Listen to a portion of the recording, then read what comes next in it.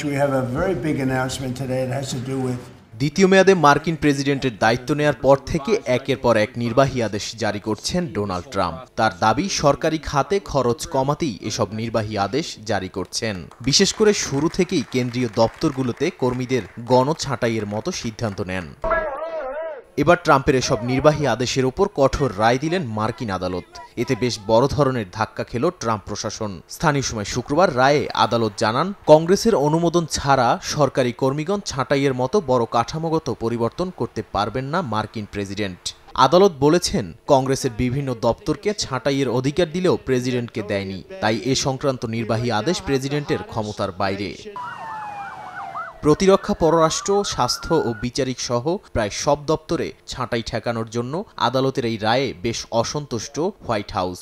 মুখপাত্র Harrison fields বলছেন, একজন জেলা বিচারক গোটা বিচার বিভাগের শক্তি ব্যবহার করে প্রেসিডেন্টের ক্ষমতায় হস্তক্ষেপ করছেন। এ নিয়ে আইনি লড়াই চালিয়ে যাওয়ার কথাও বলেছেন তিনি।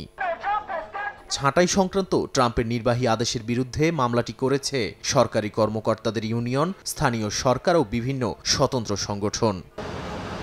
নাদিম মারজান, সময় সংবাদ।